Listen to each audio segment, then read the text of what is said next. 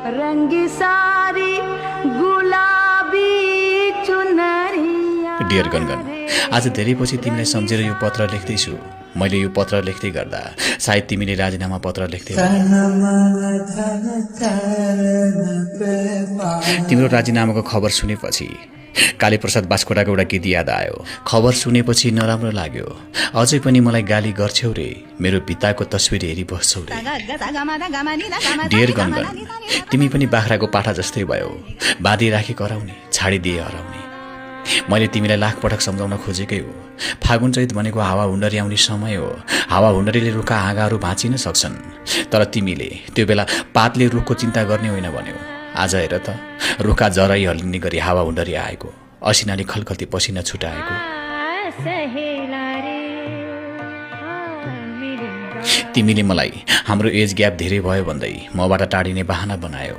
मेरो केयरलाई तिमीले पोसेसिभ भनेर आरोप लगायो। मेरो चासोलाई तिमीले शङ्काको उपनाम दियो।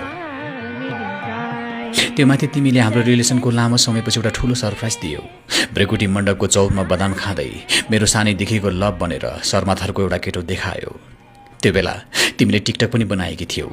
बदाम मिठो सुन्तला छोडाको माया लाग्छ पुरानो जोडा। मेरो विश्व भनौँ नै प्रकाश हो। तिम्रो प्रकाशले एकछिन त मेरो आँखा नै तिर्मिलाएर केही देखिन। तिमीले थप्यौ, अब प्रकाशले मेरो जिन्दगीमा उज्यालो छर्छु भन्दै मसँग गडगडायो। थाहा छ तिम्रो त्यो सरप्राइज ब्रेकअपले म कति प्रताडित भएको थिएँ। म आफ्नो मन बहलाउनलाई मैले के गरिनँ। बिरामी भएर सिङ्गापुर समेत गएँ, तर मनमा लागेको चोट भएपछि डाक्टरको बाहिरी मलमले खासै काम नगर्दो रहेछ। डियर गनगन,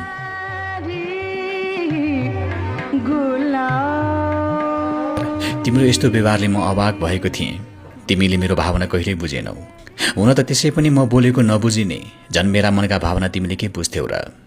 बाग्लो दाल खानालाई दास र लास होइन भन्यौ। आज हेर त, हाम्रो मायाको बिरुवा मरितुल्य भएको। त्यो बेला मैले भनेकै हो, गडगडाउने गगनले पानी पार्न सक्दैन।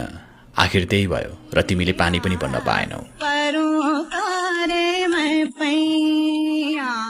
तर म तिमीलाई धेरै माया गर्छु गनगन। तिमी मलाई जति नै हेट गरे पनि वान साइडेड लभ थियौ। तिमी मेरो सब थियौ। तिम्रो स्वास्थ्यको चिन्ताले म कम त चिन्तित हुँदैन थिएँ। मैले कति पटक भन्ने गर्थेँ, प्लिज रेड मिट नखाऊ है भनेर, विशेष गरी मटन। त्यो बेला पत्याएनौ। हेर त, आज तिमी युरिक एसिडले उठ्नै नसक्ने गरी थला पर्यौ। आशा छ तिमी फेरि हात टेकेर उठ्नेछौ। हाम्रो मायाको फुलबारीमा प्रेमका बिरुवाहरू फेरि हराभरा बनाउनेछौ। अन्त्यमा जहाँ तिमी त्यहाँ म हुन नपाउँदा, तिमी रुँदा तिमीसँगै रुन नपाउँदा,